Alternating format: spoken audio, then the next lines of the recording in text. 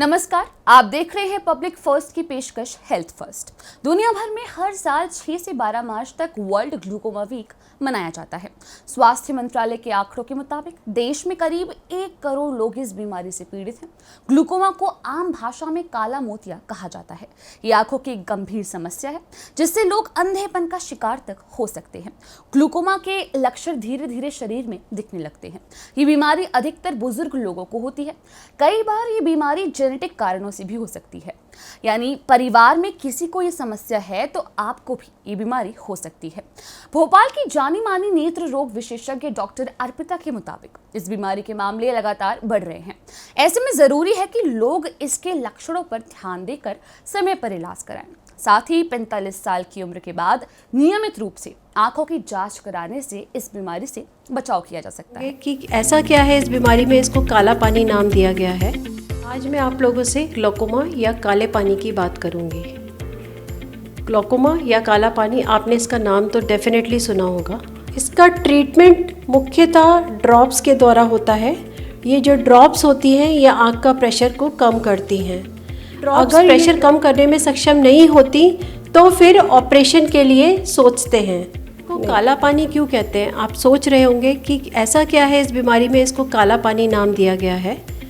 आपको पता है, जब पुराने ज़माने में एक सज़ा मिलती थी जिसे हम काला पानी कहते थे, तो वो सज़ा कभी वापस नहीं होती थी। इसी तरह से ये बीमारी में जो नुकसान होता है वो वापस नहीं होता, इसलिए इसे काला पानी कहते हैं। जैसा मैंने बताया कि इस बीमारी में जो नुकसान हो जाता है वापस नहीं होता है। अगर इसको अर्ली डायग्नोसिस नहीं किया गया तो ये धीरे धीरे पूरी रोशनी चुरा लेती है, तो इसमें अंधत्व भी होने के चांसेस होते हैं। बट ये बहुत लेट स्टेज में होता है। अगर सही टाइम पे इसको पता कर ले या अर्ली स्टेजेस में इसका हमें पता लग जाए तो इसका ट्रीटमेंट शुरू करने से हम इसमें इतना नुकसान होने से बचा सकते हैं। इस बीमारी में मुख्यतः कोई लक्षण नहीं होते, इसीलिए इसकी जागरूकता के लिए वर्ल्ड ग्लूकोमा वीक विश्व भर में मनाया जाता है और ये यूजुअली मार्च के सेकेंड वीक में मनाया जाता है। इस साल ये 10 से 16 मार्च के बीच में मनाया जा रहा है और ये इसी बीमारी के लिए ऐसा वीक हमने क्यों चुना है, क्योंकि इस बीमारी के लक्षण नहीं होते और इसको साइलेंट थीफ ऑफ साइट भी कहते हैं।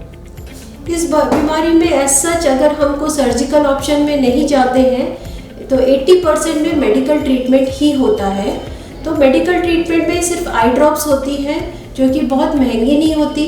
इवन सरकार के जो ड्रॉप्स होती हैं, ये बात करेंगे। इस बीमारी में सिर्फ एक एंगल क्लोजर ग्लूकोमा एक इस तरह का ग्लूकोमा है जिसमें कई बार पेशेंट को दर्द होता है और वो दर्द के कारण हमारे पास आता है। बट मुख्यतः इसमें कोई लक्षण नहीं होते हैं, कोई रेडनेस, कोई पानी, कोई खुजली, इस तरह के कोई सिम्टम्स नहीं होते हैं। जो एंगल क्लोजर ग्लूकोमा में है उसमें पेशेंट हमारे पास एज अ इमरजेंसी भी आ सकता है, जिसको बहुत सिवियर पेन होता है और तब हमें उसको इंजेक्शन द्वारा, दवाइयों द्वारा और उसके बाद में लेज़र द्वारा उसे ट्रीट करते हैं। ये बीमारी 40 के ऊपर लोगों में ज़्यादा होती है, ज़्यादा कॉमन है। बच्चों में भी ये आनुवांशिक है तो होती है लेकिन कम चांसेस होते हैं। लेकिन जिन लोगों को लंबा ट्रीटमेंट स्टीरॉइड्स के फॉर्म में चल रहा है उसमें यंग लोगों को भी हो सकती है। वैसे मुख्यतः देखा जाए ये 40 के ऊपर होती है, लेकिन कोई भी एज में ये हो सकती है। बच्चों में भी देखी गई है, यंग लोगों में भी देखी गई है, जिसे हम जुवेनाइल ओपन एंगल ग्लूकोमा कहते हैं, और बच्चों में ये कंजेनाइटल ग्लूकोमा के फॉर्म में होती है। लेकिन 40 के ऊपर ये ज़्यादा कॉमन है। हम इससे बचना चाहिए।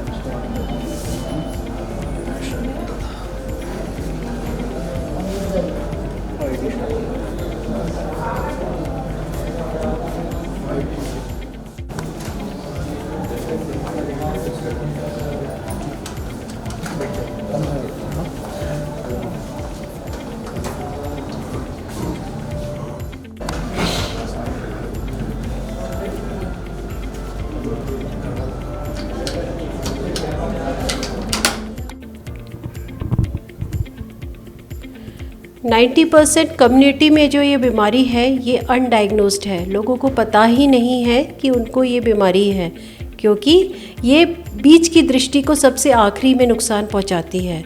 इसलिए इस बीमारी को अगर हम अर्ली डायग्नोज कर ले, और अर्ली डायग्नोज कैसे करेंगे? अर्ली डायग्नोज हम एक बार आई चेकअप कराने के बाद ही कर सकते हैं। पता नहीं, ये कोई संक्रमित बीमारी नहीं है। हाँ, ये अनुवांशिक ज़रूर है। अगर परिवार में आपके ग्रैंडफादर, मदर किसी को भी है तो बच्चों में होने के चांसेस ज़्यादा होते हैं। ऐसा नहीं कि सभी को होता है, बट चांसेस ज़्यादा होते हैं। तो एक रूटीन आई चेकअप ज़रूर कराएं किसी भी हॉस्पिटल में जाके। कई बार ये बीमारी लोग सिर्फ आई चेकअप, नॉर्मल चेकअप के लिए आते हैं और सिर्फ सिंपल रेडनेस को, सिर्फ सिंपल वाटरिंग लेके आते हैं। और वो रेडनेस वाटरिंग तो उसके लिए तो हम डेफिनेटली ट्रीटमेंट देते ही हैं, बट अल्टीमेटली जब हम सारा चेकअप करते हैं तो हमें पता लगता है कि इनको ग्लोकोमा है। तो it's a very incidental finding. कई बार वो उस वजह से नहीं आते, लेकिन जब हम पूरा चेकअप करते हैं तो पता लगता है उनको ग्लोकोमा है। तो ये बहुत आम तौर पे ये बहुत बार होता है कि वो नॉर्मल फाइंडिंग्स, नॉर्मल चेकअप के लिए आते हैं और उनको हमको बताना पड़ता है कि उनको ग्लोकोमा है। कई बार ये बीमारी लोग सिर्फ आई चेकअप, नॉर्मल चेकअप के लिए आते हैं और सिर्फ सिंपल रेडनेस को, सिर्फ सिंपल वाटरिंग लेके आते हैं। और वो रेडनेस वाटरिंग तो उसके लिए तो हम डेफिनेटली ट्रीटमेंट देते ही हैं, बट अल्टीमेटली जब हम सारा चेकअप करते हैं तो हमें पता लगता है कि इनको ग्लोकोमा है। तो it's a very incidental finding. कई बार वो उस वजह से नहीं आते, लेकिन जब हम पूरा चेकअप करते हैं तो पता लगता है उनको ग्लोकोमा है। तो ये बहुत आम तौर पे ये बहुत बार होता है कि वो नॉर्मल फाइंडिंग्स, नॉर्मल चेकअप के लिए आते हैं और उनको हमको बताना पड़ता है कि उनको ग्लोकोमा है। ये बीमारी के लिए लाइफ लॉन्ग फॉलोअप रहता है। इसमें ऐसा नहीं है कि आज आप आए, हमने इसको ट्रीटमेंट दिया और थोड़े समय के लिए ट्रीटमेंट चला और उसके बाद बंद हो गया, ऐसा नहीं होता। इस बीमारी के लिए जो ट्रीटमेंट होता है वो आई ड्रॉप्स लाइफ लॉन्ग चलती हैं, इसलिए इस बीमारी के लिए फॉलोअप भी लाइफ लॉन्ग रहता है। ज़्यादातर प्रेशर चेकअप जो होता है हर 4 महीने पे करते हैं, और साल में एक बार फील्ड टेस्ट, जो देखने का जो दायरा है उसकी जो जांच होती है वो साल में एक बार करते हैं। और आई प्रेशर हर 4 महीने में करवाना चाहिए, क्योंकि हमको क्या देखना है कि जो ड्रॉप्स चल रही हैं उनसे प्रेशर कितना कंट्रोल चल रहा है। अगर एक ड्रॉप से कंट्रोल नहीं होता तो हम धीरे धीरे ड्रॉप्स को बढ़ाते हैं। अगर सभी ड्रॉप से प्रेशर नहीं ठीक होता है तो फिर हम सर्जिकल ऑप्शन में सोचते हैं। सर्जिकली 2-3 प्रोसीजर्स होते हैं। एक होता है ट्रेबेक्युलेक्टमी, एक होता है इम्प्लांट सर्जरी। जो ट्रेबेक्युलेक्टमी है वो खर्चे की, इस पर वो सब जगह का वेरिएशन है, वो 20 से 40 हज़ार के बीच में जो है इसका ऑपरेशन का चार्जेस होते हैं। जो ग्लोकोमा का मरीज़ होता है वो लाइफ लॉन्ग मरीज़ होता है, उसको हमेशा फॉलोअप में रहना पड़ता है। तो इसलिए ऐसा नहीं है कि इसका इलाज एक बार में हो गया, इसका इलाज पूरे टाइम चलता है। जैसे बीपी और शुगर का इलाज पूरी ज़िंदगी चलता है, क्योंकि उसी से तो कंट्रोल हो रहा है। तो इसी तरह ग्लोकोमा की जो आई ड्रॉप्स चलती है वो लाइफ लॉन्ग चलती है, क्योंकि अगर प्रेशर नॉर्मल आ भी गया तो भी वो उन्हीं ड्रॉप्स की वजह से है। जैसे ही प्रेशर की ड्रॉप्स हटाएंगे वो प्रेशर फिर बढ़ जाएगा, तो वो फर्दर नुकसान कर सकता है। या तो अगर आपकी एज 40 से ज़्यादा हो या आपके परिवार में किसी को ग्लोकोमा रहा हो तो आपको ज़रूर आई चेकअप करा लेना चाहिए। जिनको बीपी और शुगर है उनको भी रूटीन आई चेकअप ज़रूर कराना चाहिए, क्योंकि उसमें भी ये कॉमन है।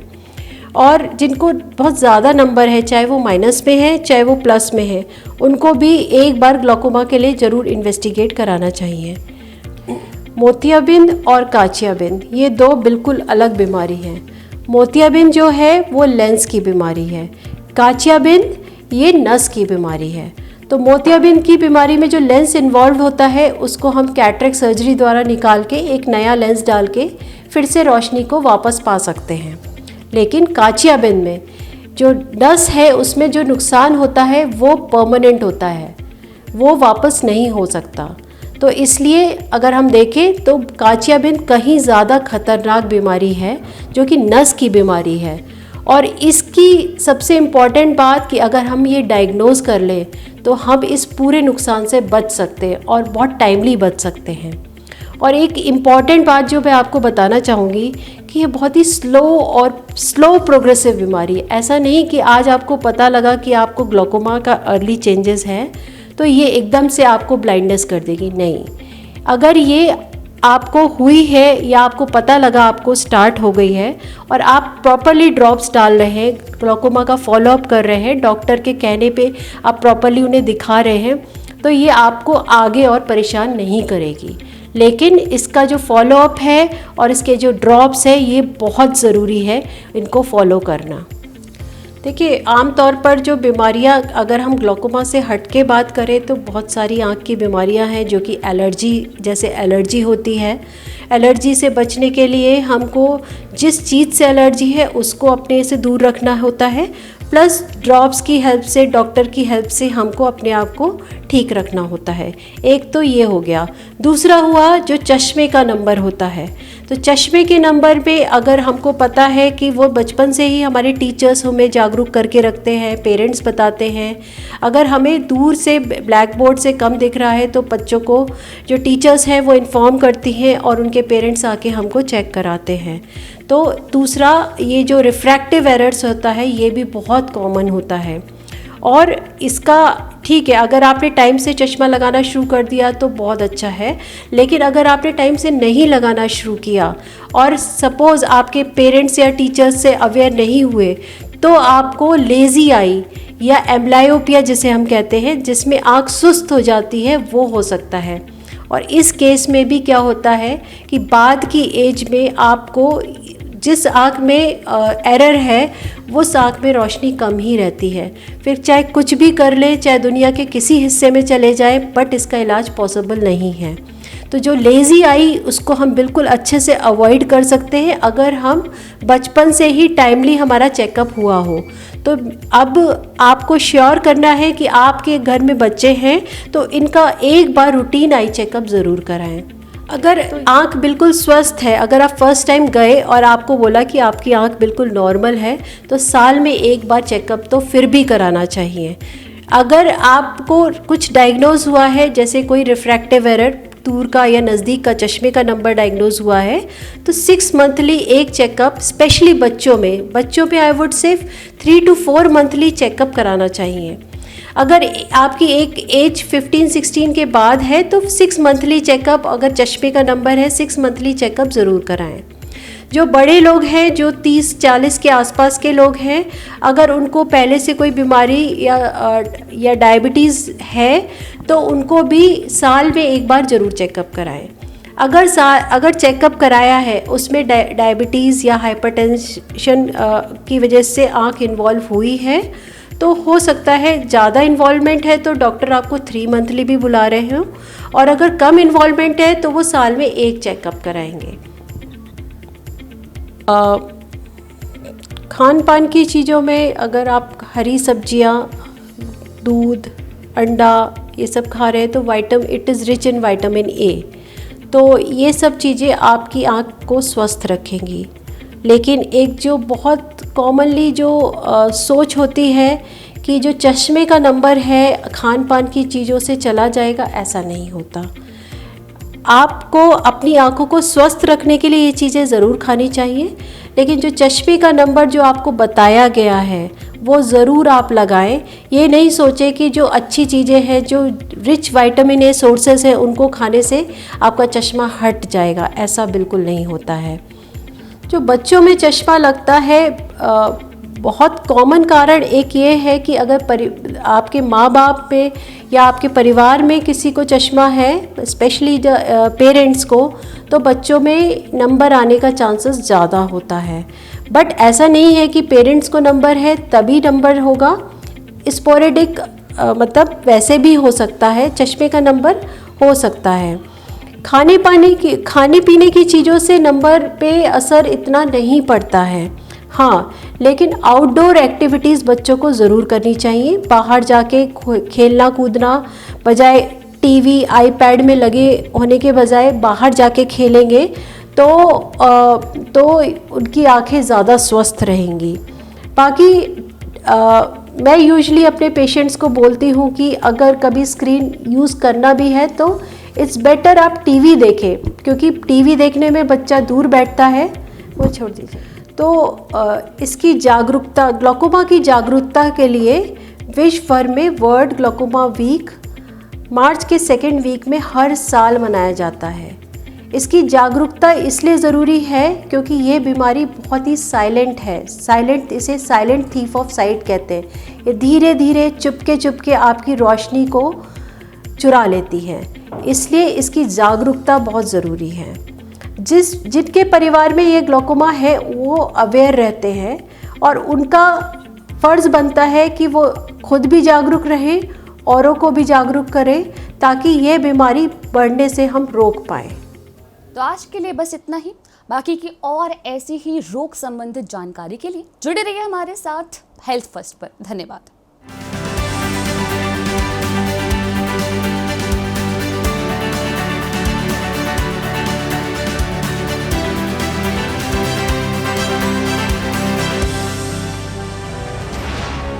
ये है इंडिया फर्स्ट कम्युनिकेशन और आप देख रहे हैं पब्लिक फर्स्ट, सर्वदा भारतीय।